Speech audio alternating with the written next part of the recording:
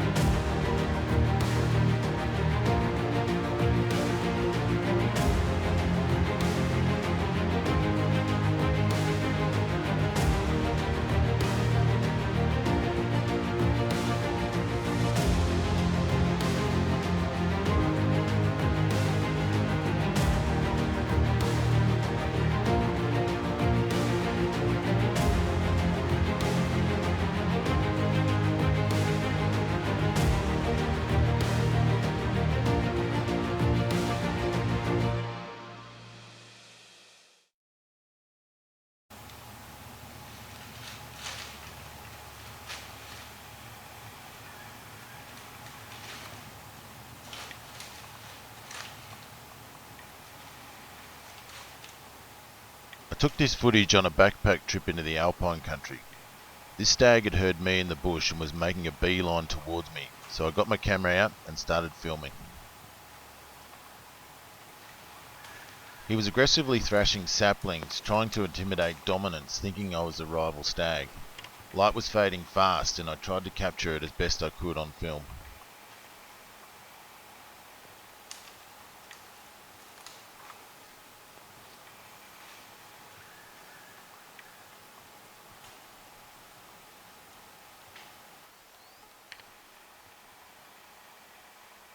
At this point he was about 40 metres away from me and he knew exactly my position. He circled around underneath me, coming in closer, looking to pick a fight. In this example, the stag had the ability to hear me, he has the ability to see me, and soon has the ability to smell me. There are no guarantees in this situation, and there are no unfair technology advantage being employed. Just a one-on-one relationship. These are some of the principles of ethical and fair chase hunting, which can lead to an enjoyable and memorable hunting experience.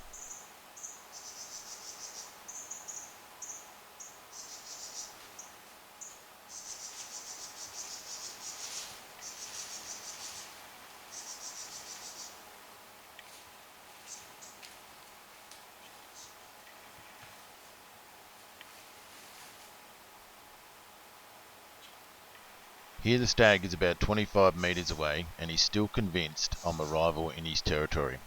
He's a good looking mature stag, and watch as he finally works out exactly what I am.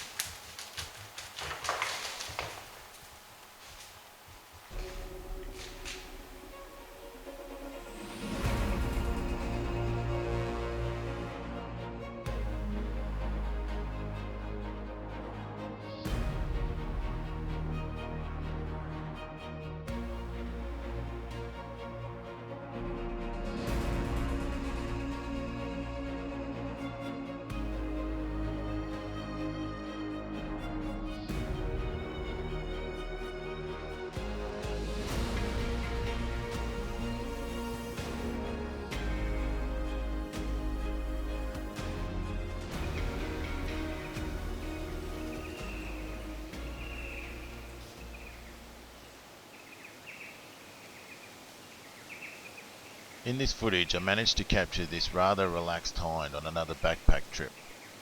Here she's standing about 15 metres away, and whilst alarmed and alert, she's very curious about the unfamiliar shape standing there in the bush.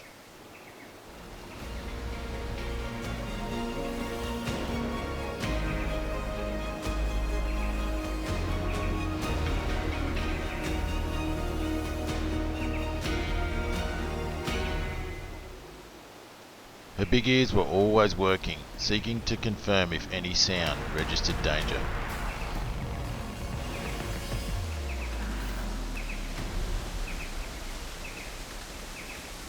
With the wind blowing from right to left, she couldn't 100% identify me. She knew I was a potential threat, with tail raised as a silent indicator. And with her calf nearby, she kept a very close eye on me, ready to raise an alarm honk at short notice.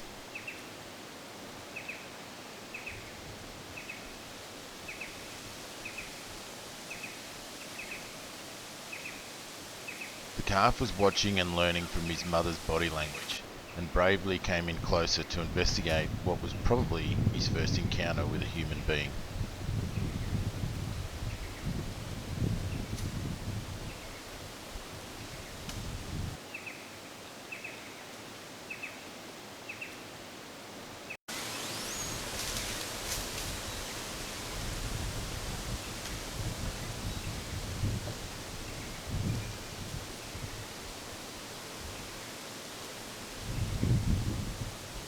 At this point in the film, the calf is only about 8 metres from me, but he still bravely inches in a little bit closer, curious to know what I am.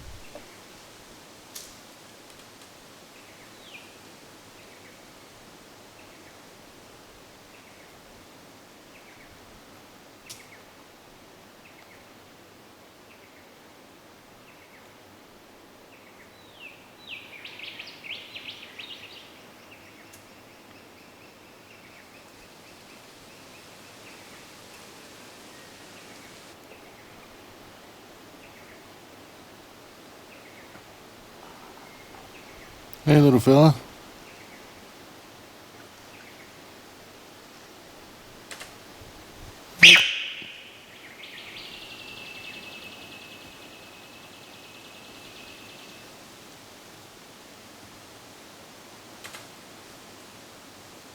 Hey, little fella.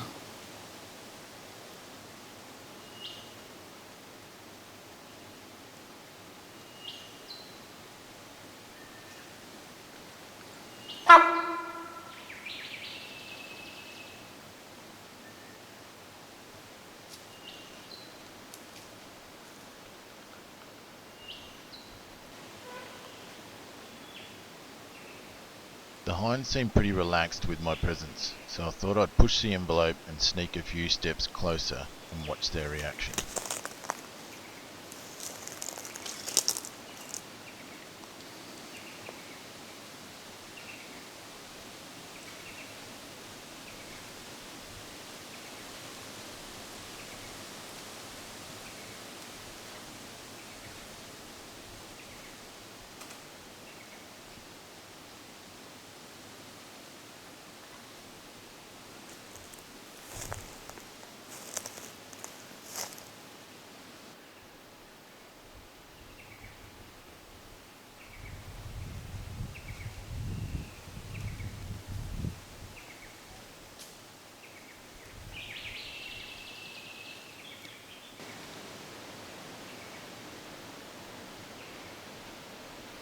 Bro.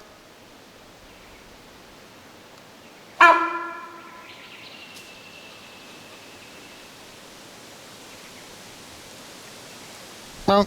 The wind picked up, which can make deer quite nervous. Soon after, a swirl of wind carried my scent over towards the calf, giving him the 100% confirmation of what I was, and ended our standoff. Bro.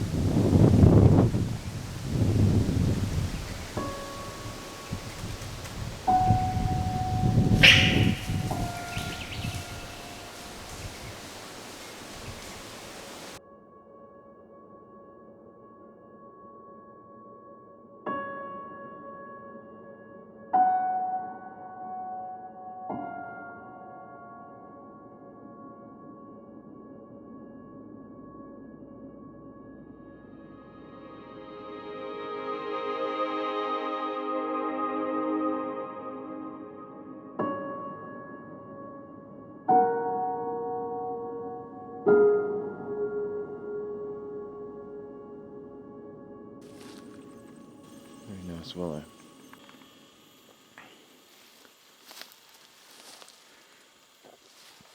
This game trail leading down from that wallow just above to this very well used area.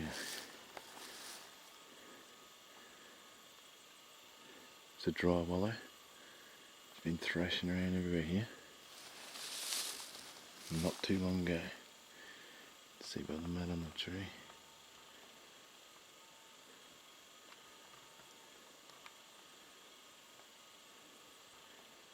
This is some footage of a very memorable hunt from quite a few years back. I'd come onto some good sign and big fresh marks, that of a mature stag. I put a stalk on, following the marks out from the wallow. Hunting slowly, I heard deer move just above my position. I saw a flash of movement 40 metres away that materialised into the white tips of a big set of antlers. I couldn't see his head or his body, and I began to shake uncontrollably for 20 minutes, waiting for him to move out from cover.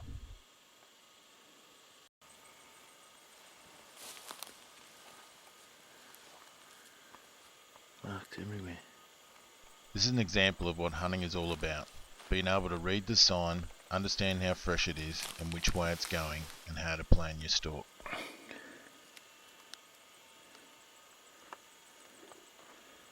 It's not a bad sized stag, no? You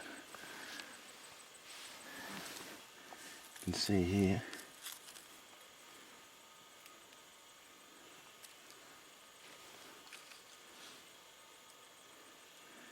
All his hair's been coming out in the wallow everywhere here.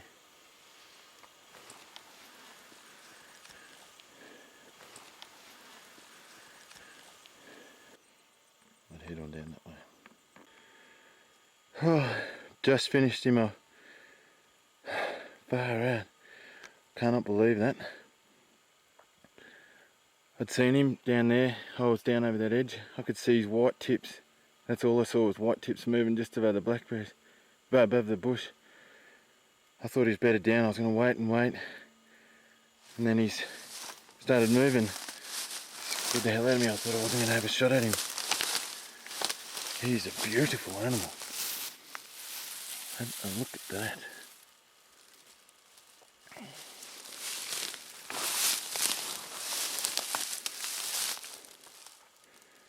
That is something.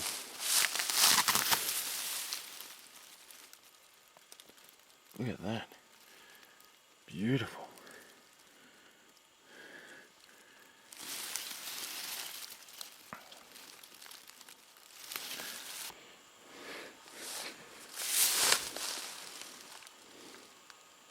Sambar stag taken in the high country.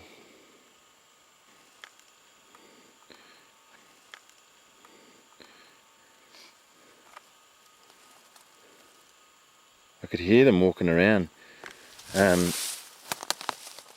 above this fella. He was looking around. You could hear there was stuff moving up above us here, and he kept looking around, looking around. He heard me down below him. All I could see were his antler tips. It's been pretty well rubbed out of velvet.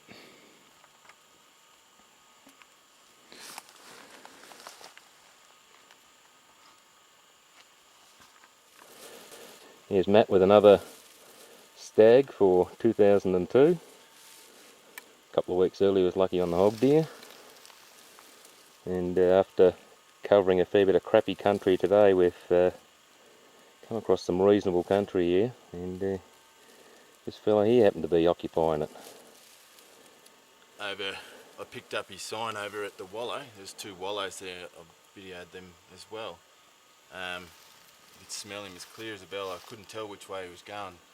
There was footmarks all over the place. There was trails going in and out. I initially went down below, following trails, thinking they might be down over the face. And then I didn't find any more sign down there, so I headed back up a little bit higher here. And I actually came along below the stag, and all I could see, I could hear something up above me, and I stopped. And then I moved on up to see if I could see it through the scrub, and all I could see were white tips just ahead of me. Something flashed ahead of me, and I could see these white tips moving about. and yeah, I got the jitters pretty bad. I was shaking like a leaf, knowing that the stag was only about 40 yards away from me. I thought he was bedded down, but he was actually standing up. He started to move off, and then I moved after him to try and get a shot, and he then stopped and looked at me, and then eventually lost interest. I think he thought I was a deer below him because I wasn't moving very much, like a feeding deer more like. And then he started to head back across the other way, and I could see that I wasn't going to get a shot unless I took one rather quickly. And I moved off again just to see if I could get a bit of a look at his neck, and he stopped, put his head up a bit. I had a shot, and then he raced back towards me, had another shot, and it's hit him in the lungs there, and then just moved up and finished him off. Absolute pearler of a head. Didn't rub him pretty hard. He's got heaps of crap amongst his antlers there. Fantastic. Yeah, certainly a nice deer, nice heavy timber. And it's getting on in the afternoon now, so we'll have to start preparing the cape and get out as much meat as we can. Well, the end result. Head's on the back, head back to the car. About a couple of k's from the car. We'll have to come back tomorrow. It's starting to get a bit late in the arvo here. We'll have to come back tomorrow and pack out the rest of the meat. But yeah, it's definitely a good feeling on the shoulders. Yeah. Yep, so we'll be back in the morning to reclaim quite a bit of meat. And very little was actually damaged due to the shooting. So we'll leave some clothing here to keep away the wild dogs and dingoes. Hopefully the carcass won't be touched by the time we return in the morning.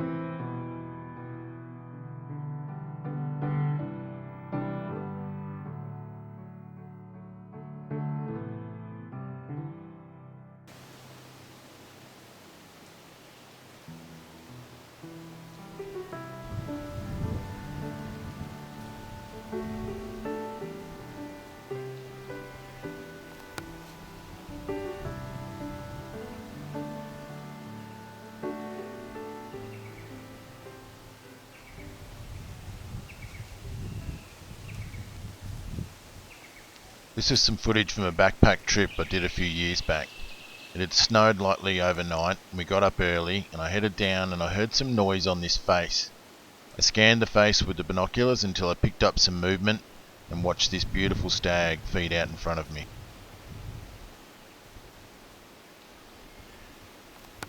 I was within range of this stag identifying me by sight, sound or smell, and I had to be careful not to be detected. This is what hunting is all about, avoiding their senses as you close the gap, not eliminating their ability to use them.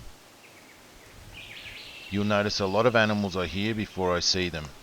Hearing and knowing what sounds mean is a key to hunting, in my opinion.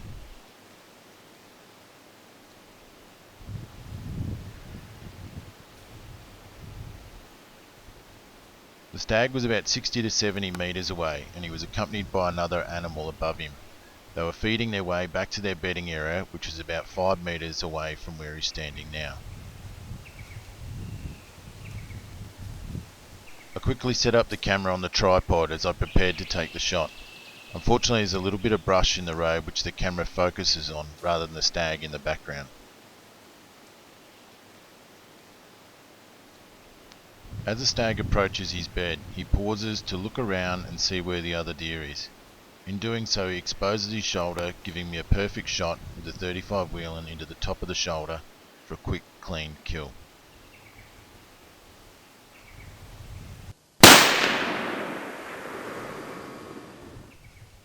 Unfortunately at the shot, the stag rolled onto some rocks and snapped both his antlers off at the pedicles. Here I am holding them back in place. He measured a beautiful 27 inches with 14-inch brow tines.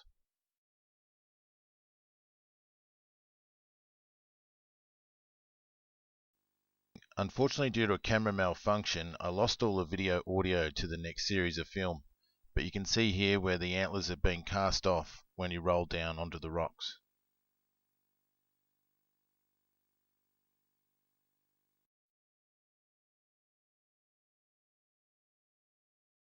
We decided to go and investigate where the other animal had departed. Topping a spur about 200 metres away, we spied this stag bedded down underneath the cliff face.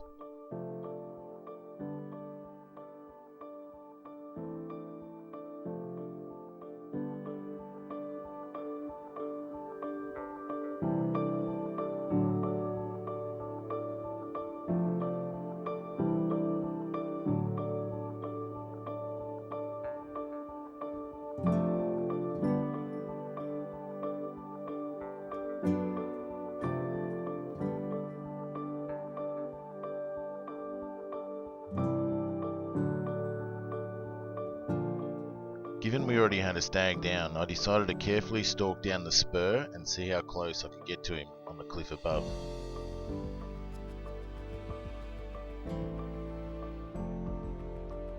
And in this great photo my mate took, I'm standing about 10 metres above him on the cliff face before he realised something wasn't right.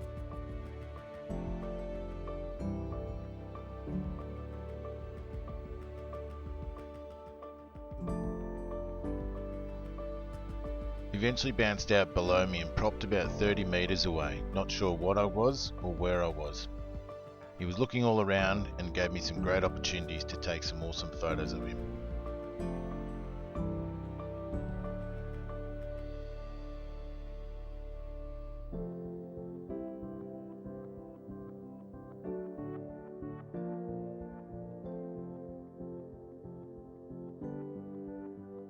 He eventually started to settle down and stopped honking. He was used to seeing my frame on the cliff face above him, and as he walked up and around the corner of the cliff here in this footage, I seized an opportunity to stalk in again and got within 15 metres of him, and he was quite calm and let me just film him and take more photos of him, one of which appeared on Ken Pearce's Walking Them Up front cover.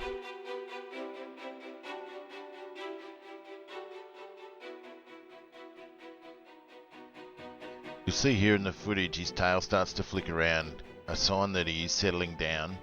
He could see me, and in this next bit of footage, you can see he's not looking at me directly, he's looking out to my left hand side. My mate Chris was coming down the hill, stalking along, and he could hear him coming and he was more concerned about him than me standing there taking photos of him.